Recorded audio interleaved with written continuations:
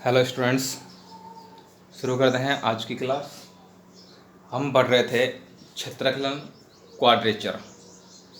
अब अपना जो नेक्स्ट टॉपिक है वो है दो वक्रों के मध्यवर्ती क्षेत्र का क्षेत्रफल, एरिया बिटवीन टू कर्व्स। अब देखो हमें इसमें क्या दे रखा होगा, हमें दो वक्र दे रखे होंगे, ठीक है, दो कर्व दे रखे होंगे। अब देखो यदि हमें दो वक्र दे रखे हैं, दो कर्व दे रखे हैं, तो हो सकता है कि वो 2 पॉइंट्स पे इंटरसेक्ट करें, दो बिंदुओं पर काटें, और हो सकता है कि वो एक ही बिंदु पर इंटरसेक्ट करें, प्रतिच्छेद करें। तो पहले हम लेके चलते हैं कि जब वे दो बिंदुओं पर प्रतिच्छेद करेंगे, ठीक है।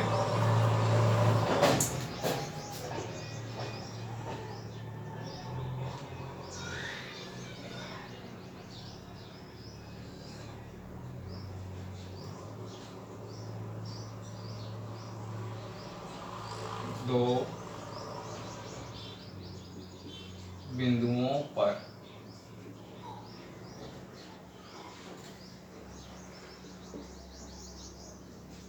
प्रतिच्छेद करें, इंटरसेक्ट एट 2 पॉइंट्स। एक तो है अपना curve y equal to F X, और दूसरा जो है वो है y equal to G X. ये अपने को दो कर्व दे रखे हैं, दो वक्र दिए हुए हैं, f1x f2x, ये भी कह सकते हैं, ठीक है।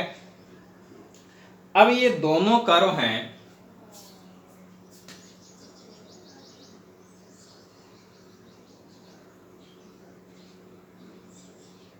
इनका हम ग्राफ बनाएं, ग्राफ प्लॉट करें।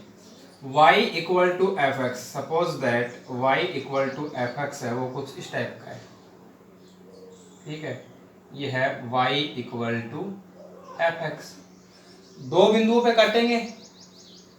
अब y equal to G X है, वो कुछ इस टाइप का है, ये है y equal to G X. तो ये इन दो बिंदुओं पे इंटरसेक्ट करते हैं, ठीक है। एक तो ये बिंदु हो गया और एक ये पॉइंट हो गया। इन 2 पॉइंट्स पे ये क्या करते हैं, इंटरसेक्ट करते हैं। अब मान लेते हैं कि ये जो फर्स्ट इंटरसेक्टिंग पॉइंट है, यहाँ जो x की वैल्यू है वो क्या है, a है, यानी ये जो पॉइंट है वो क्या है, a0, और यहाँ जो इसका x कोऑर्डिनेट है वो है b। तो ये जो पॉइंट होगा, इस पॉइंट के जो कोऑर्डिनेट्स होंगे वो क्या होंगे, b0। अब हमें क्या लेना है, एरिया बिटवीन टू कर्व है, तो इन दोनों वक्रों के मध्यवर्ती भाग का हमें क्षेत्रफल ज्ञात करना है। तो इन दोनों के जो बीच का जो क्षेत्र है वो ये है, हमें इस भाग का क्या करना है, क्षेत्रफल ज्ञात करना है। अब देखिए इस भाग का क्षेत्रफल कैसे ज्ञात करेंगे। इस कर्व की बात करते हैं, y equal to F X. तो y equal to F X द्वारा जो बाउंडेड एरिया है वो ये है, इसके द्वारा जो बाउंडेड एरिया है वो ये हो गया।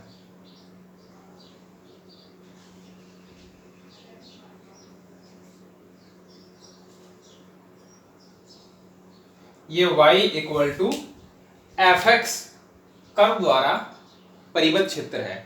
अब बात करते हैं y equal to G X की, ये है y equal to G X, ये है।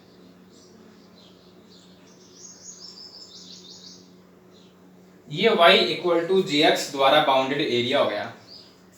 अब देखो हमें तो ये चाहिए, तो ये क्या करते हैं, इसको छोड़ दें, इसको हमें सिर्फ इतना सा पार्ट चाहिए इसका। अब इतना सा पार्ट चाहिए तो क्या करेंगे, ये जो पार्ट है इसको हमें क्या करना होगा, छोड़ना होगा।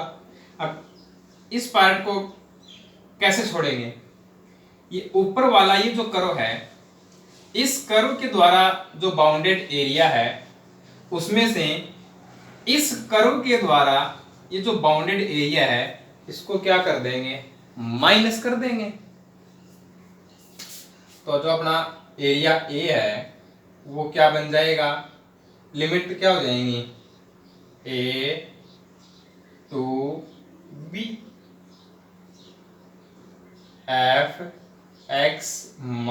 Minus G X D X, ये बन जाएगा।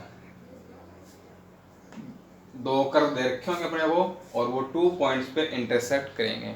तो सीधी सी बात है, जो ऊपर वाला जो कर्व है उसमें से जो नीचे वाला कर्व होगा उसका एरिया क्या कर देना है, माइनस कर देना है। ठीक है,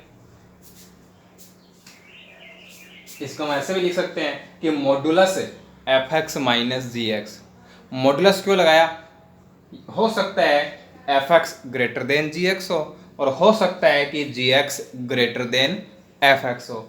यहाँ हमने F X greater than G X लिया है तो F X minus G X लिख दिया।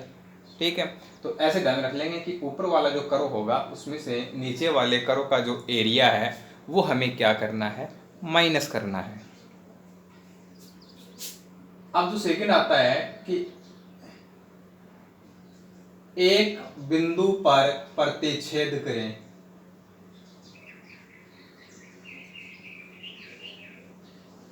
Intersect at a point.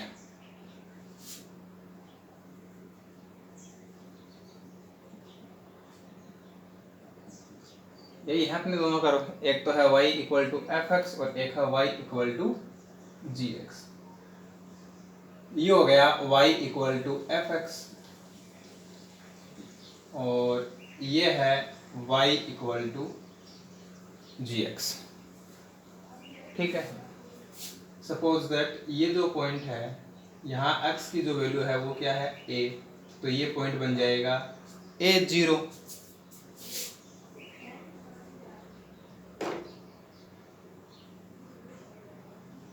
यहाँ x की जो वैल्यू है वो है b, तो पॉइंट हो जाएगा b0। अब ये दोनों जो कर्व हैं, जो दोनों वक्र हैं, ये दोनों एक दूसरे को इस पॉइंट पे इंटरसेक्ट करते हैं। इस पॉइंट पे इंटरसेक्ट, यहां से हम क्या करें, एक्स एक्सिस पे एक अल्टीट्यूड लेते हैं, परपेंडिकुलर लेते हैं। ठीक है, और ये दोनों जिस पॉइंट पे इंटरसेक्ट करते हैं उस पॉइंट का जो एक्स कोऑर्ड है, जो एक्स निर्देशांक है वो क्या है, 0 है। तो ये जो पॉइंट होगा वो क्या बन जाएगा, C0 बन जाएगा। अब y equal to F X है तो y equal to F X द्वारा जो बाउंडेड एरिया है वो ये है, इसके द्वारा जो परिबद्ध क्षेत्र है वो ये हो जाएगा, ये हो जाएगा। और y equal to G X की बात करें तो y equal to G X द्वारा जो बाउंडेड एरिया है वो ये है।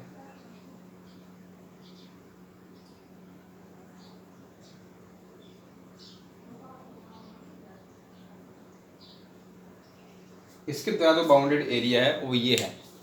और हमें क्या करना है, हमें ये पूरा मान ज्ञात करना है, ये पूरा एरिया फाइंड आउट करना अपने को।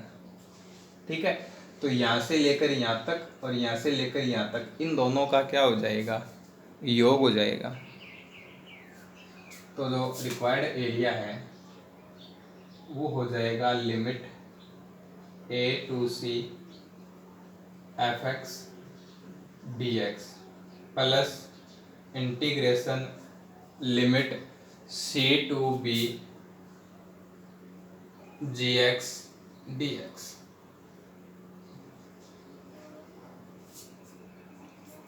तो इस प्रकार से हम क्या करेंगे, दो वक्रों के मध्यवर्ती क्षेत्र का क्षेत्रफल ज्ञात करेंगे, area between two curves find करेंगे।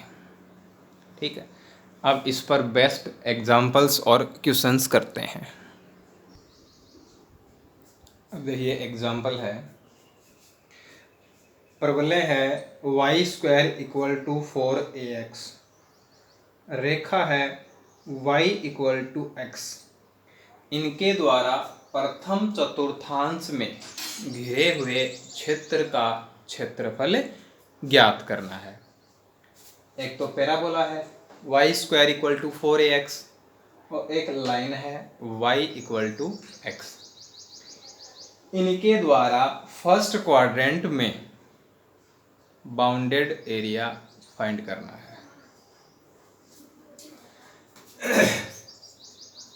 अब देखिए इनका रफ स्केच बनाएं, कच्चा चित्र बनाएं। X axis origin point, Y axis. अब Y square equal to 4ax, ये किस प्रकार का पैराबोला है, कैसा परवलय है? एक्स एक्स के अनुदिश होगा, इस प्रकार का हो जाएगा ये।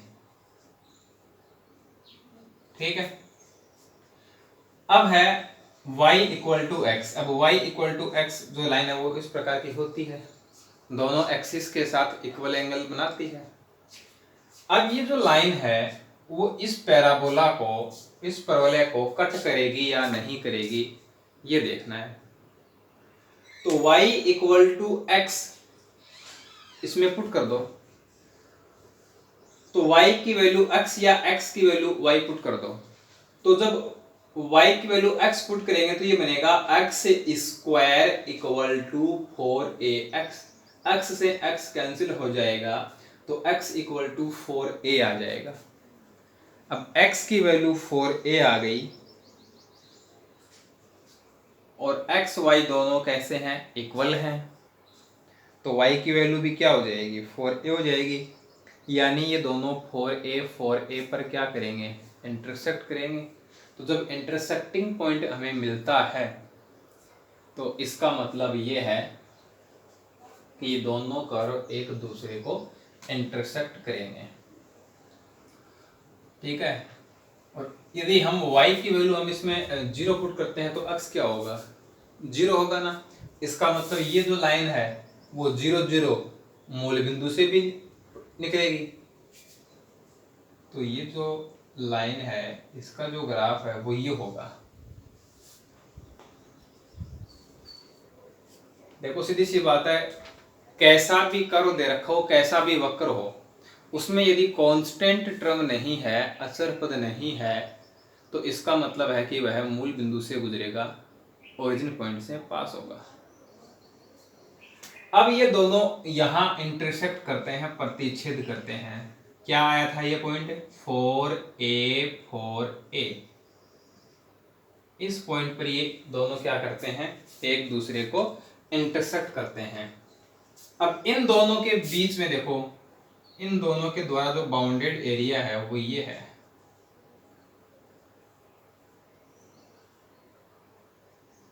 इन दोनों के द्वारा बाउंडेड एरिया ये है।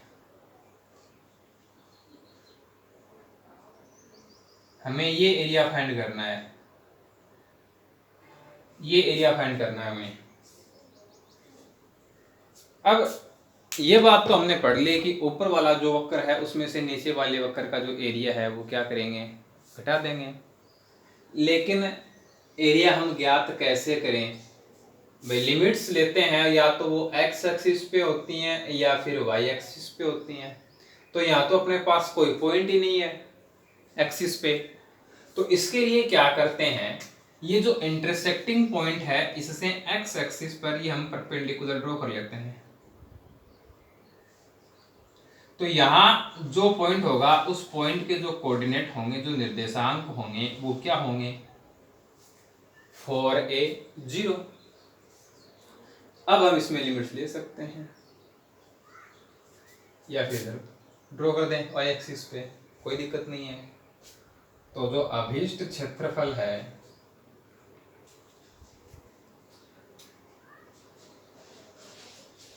लिमिट क्या हो जाएगी? 0 to 4a y minus y, ऐसा लिखेंगे ना dx। अब y1 माइनस y2 लिखें या तो हम, या फिर देखो पहले कौन सा करो काम में आएगा? y के लोग पैराबोला से लेंगे या लाइन से लेंगे? इससे आएगा ना, पैराबोला से। तो यहाँ हम p लिख देते हैं कि y पैराबोला और ये y लाइन।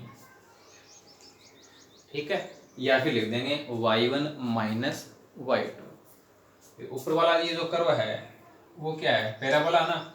तो पैराबोला में से क्या करना है? लाइन माइनस करनी है। अब इनकी वैल्यू पुट करो, integration 0 to 4a parabola y square equal to 4ax। तो y की वैल्यू क्या हो जाएगी? Under root 4ax minus x dx। अब इसको आगे सोल्व करते हैं तो देखो ये क्या बनेगा, अंडर रूट 4ax 4 का वर्गमूल 2 अंडर रूट a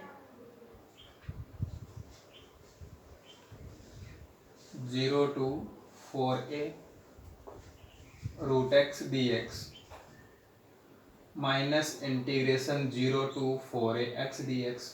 दोनों को अलग अलग लिख दें, सेपरेट करके लिख दें या फिर डायरेक्ट इंटीग्रेट कर दें, कोई दिक्कत नहीं है।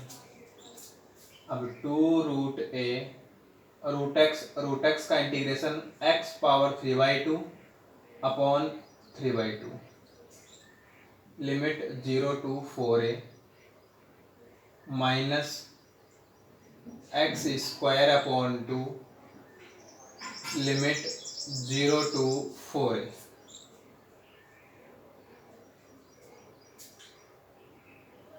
टू रूट a इंटू, अब देखो 3/2 है, ये क्या हो जाएगा 2/3 4a पावर 3/2 माइनस 0 माइनस 1/2 तो कांस्टेंट 4a स्क्वायर माइनस 0। अब देखो ये हो गया 4/3 रूट a। अब देखिए 4 पावर 3/2 इसको हम ऐसा लिख सकते हैं ना, ये बन जाएगा 2 और 2 की पावर 3 क्या होता है 8। a की पावर 3/2 a पावर 3/2 का मतलब है a root a minus 1/2 16a square, ये हो जाएगा। अब ये हो जाएगा 8 इंटू 4 32/3 रूट a और a को a से मल्टीप्लाई करेंगे a square minus 8a square. अब क्या करेंगे, इसमें एलसीएम लेंगे, क्रॉस मल्टीप्लाई हो जाएगा ना, 8 है वो 3 से मल्टीप्लाई हो जाएगा तो 24, 32 में से 24 माइनस करेंगे 8/3 a स्क्वायर, स्क्वायर यूनिट वर्ग इकाई। तो y square equal to 4ax और रेखा y इक्वल टू x, इन दोनों के द्वारा जो बाउंडेड एरिया है, जो परिबद्ध क्षेत्र है, उसका जो क्षेत्रफल है वो क्या हो जाएगा 8/3a स्क्वायर। अब देखिए नेक्स्ट एग्जांपल, इम्पोर्टेंट एग्जांपल है। पैराबोला है y square equal to 4ax x square equal to 4ay, यानी दोनों ही हमें पैराबोला दे दिए, दोनों ही परवलय हैं और इन दोनों के बीच का जो क्षेत्र है उसका हमें क्षेत्रफल ज्ञात करना है। अब देखो इसको हम कह देते हैं 1 और इसको हम कह देते हैं 2। अब y square equal to 4ax x axis के अनुदिश होगा और x square equal to 4ay y axis के अनुदिश होगा और दोनों इंटरसेक्ट करेंगे। अब दोनों किस पॉइंट पे इंटरसेक्ट करेंगे वो हम इसमें फाइंड कर लेते हैं, ठीक है। अब इंटरसेक्टिंग पॉइंट हमें निकालना है तो इन दोनों इक्वेशंस को क्या करना होगा, सोल्व करना होगा। अब देखो कैसे सोल्व करेंगे, यहाँ x की वैल्यू पुट कर दें या फिर यहाँ y की वैल्यू पुट कर दें, या ऐसा करें कि इनमें से कोई सी एक इक्वेशन का स्क्वायर कर लेते हैं। भाई देखो हम इसका स्क्वायर कर दें तो y स्क्वायर का स्क्वायर और ये जाएगा 4ax का स्क्वायर, तो x स्क्वायर बन जाएगा और ये x स्क्वायर की वैल्यू रही। या इसका स्क्वायर कर देंगे तो यहाँ y स्क्वायर बन जाएगा, y स्क्वायर की वैल्यू पुट कर देंगे। तो इन दोनों को हल कर लो समीकरण 1 व 2 से। एक्स स्क्वायर का स्क्वायर, यदि हम इसका स्क्वायर कर दें, equal to 4a square into Y square, ये बन जाएगा ना 16a स्क्वायर, और वाई स्क्वायर की वैल्यू है 4ax, x power 4 equal to, ये हो जाएगा 64 a क्यूब x, ये आ गया।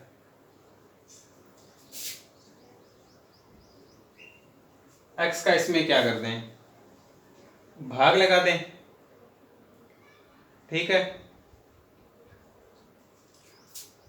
तो ये हो जाएगा x cube equal to 64 a cube, x cube minus 64 a cube equal to 0। इसको हम ऐसा लिख सकते हैं,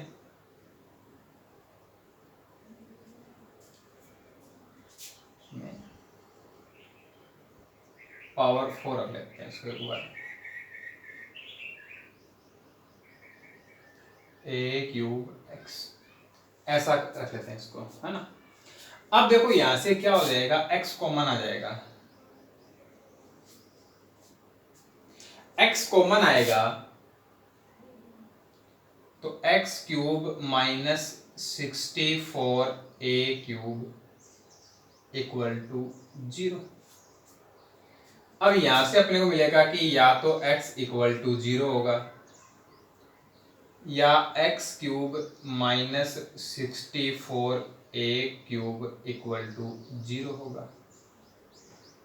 x की जो एक वैल्यू होगी वो तो हो जाएगी 0। अब यहां से देखो क्या बनेगा, x क्यूब इक्वल टू 64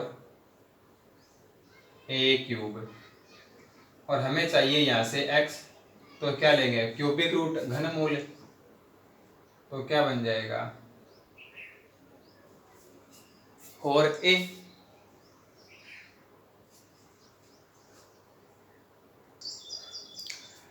तो हमें 2 पॉइंट मिल गए,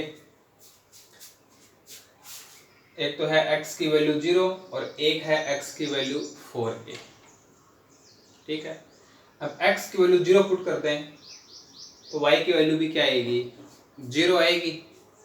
इसका मतलब जो दोनों वक्र हैं, जो दोनों कर्व हैं, वो ओरिजिन पॉइंट पे मूल बिंदु पे इंटरसेक्ट करेंगे। और x की वैल्यू 4a पुट कर दें तो x की वैल्यू 4a पुट करेंगे तो ये हो जाएगा 16a स्क्वायर, 16a स्क्वायर, तो y की वैल्यू भी आ जाएगी, ठीक है।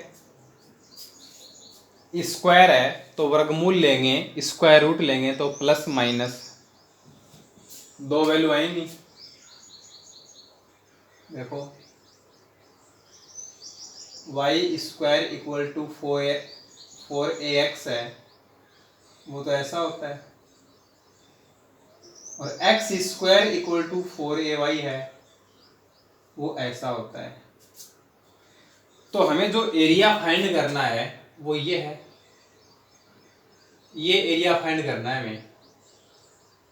तो ये फर्स्ट क्वाड्रेंट में है, और फर्स्ट क्वाड्रेंट की बात करेंगे तो x और y दोनों क्या होंगे, पॉजिटिव होंगे, ठीक है। तो ये तो हो गई अपनी x एक्सिस, ये है ओरिजिन पॉइंट, और ये है y एक्सिस। तो यहाँ ये बन जाएगा 4a 4a, x की वैल्यू 4a पुट करेंगे तो ये 16a स्क्वायर बनेगा, और स्क्वायर रूट लेंगे तो y की वैल्यू भी क्या आएगी, 4a आएगी, ठीक है। नेगेटिव है उसको हमें लेने की आवश्यकता है नहीं, क्योंकि ये जो पॉइंट है वो नेगेटिव हो ही नहीं सकता, इसके कोऑर्डिनेट है वो, ठीक है, क्योंकि फर्स्ट क्वाड्रेंट है, और फर्स्ट क्वाड्रेंट में जो पॉइंट होता है उसके जो दोनों कोऑर्डिनेट हैं वो कैसे होते हैं, पॉजिटिव होते हैं। अब देखो क्या करना है कि ये जो इंटरसेक्टिंग पॉइंट है, इससे हम क्या करेंगे, एक्स एक्सिस पे ये हमने इस पे परपेंडिकुलर ले लिया। तो यहाँ ये जो पॉइंट है, इस पॉइंट के जो कोऑर्डिनेट होंगे, जो निर्देशांक होंगे, वो क्या होंगे? 4a 0। तो अपना जो क्षेत्रफल है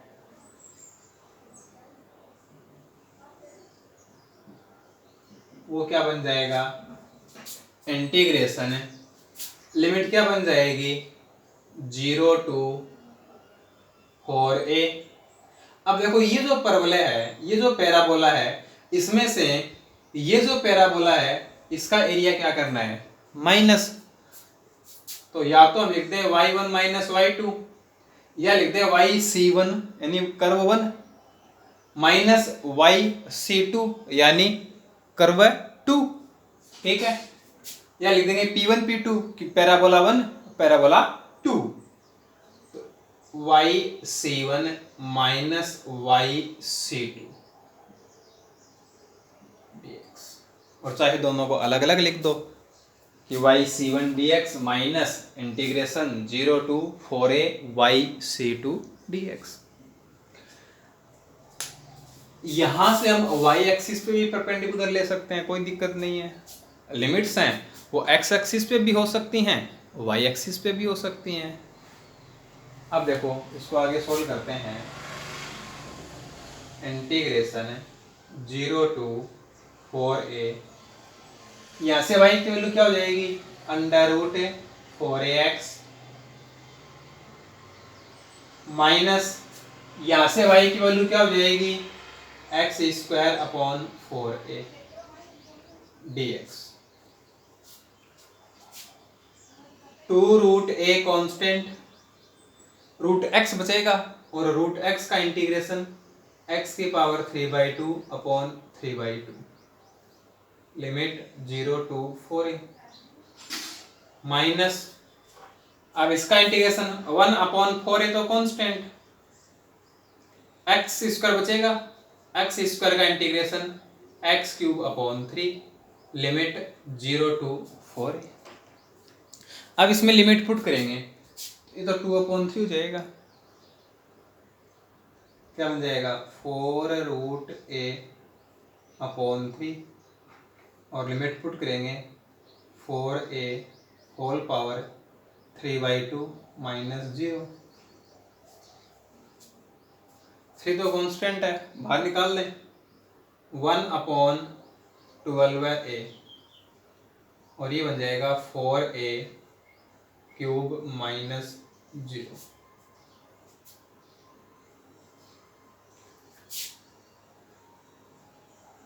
अब देखो इसको आगे सोल्व करें।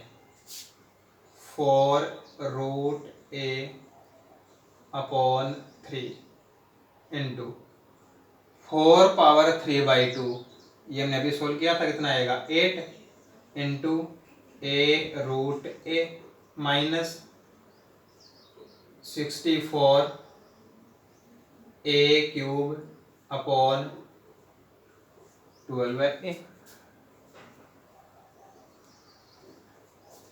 ये हो जाएगा 32/3a² माइनस 4 से डिवाइड कर दें, 16/3a²। 4 का भाग जा रहा ना दोनों में। अब देखो 3 है, तो जब डिनोमिनेटर सेम है, हर दोनों के सेम है, तो जो न्यूमरेटर हैं, जो अंश हैं, वो माइनस हो जाएंगे। a² है, तो 32 में से 16 माइनस हो जाएगा, तो 16/3a² वर्ग इकाई स्क्वायर यूनिट। ठीक है, तो देखो हमें जो एग्जाम्पल दिया हुआ है उसमें यहाँ b लिखा हुआ है, मैंने इसको गलती से a लिख लिया, तो कोई दिक्कत नहीं है, a हो चाहे b हो। ठीक है ना। यदि x² = 4by मिल जाए तो भी ऐसे ही करना है। यहाँ जो रिजल्ट है वो अपना क्या आया? 16/3a²। जब यहाँ b लेंगे तो आ जाएगा 16/3 AB। इतना ही फर्क है, ठीक है। यहाँ x की जो वैल्यू है वो 4a ना आके a और b दोनों के पदों में होगी, ठीक है। तो करने का जो तरीका है वो ये होगा, ये इम्पोर्टेंट है। दोनों में a है, कोई दिक्कत नहीं है, एक में a और एक में b है तो भी कोई दिक्कत नहीं है। सेम हमें ऐसे ही करना है, बस दो वेरिएबल है, जो चर राशि है वो दोनों में क्या है, अलग अलग है, ठीक है। आगे चलते हैं। आज की क्लास को हम यहीं समाप्त करते हैं, ठीक है। नेक्स्ट जो क्लास होगी उसमें हम एक एग्जाम्पल और लेंगे, एरिया ऑफ ट्रायंगल फाइंड करना, त्रिभुज का क्षेत्रफल ज्ञात करना जब हमें उसके शीर्ष दिए गए हों, वर्टिसेज गिवन हों, या फिर उसकी हमें साइड्स दे रखी हों, भुजाएं दे रखी हों, ठीक है।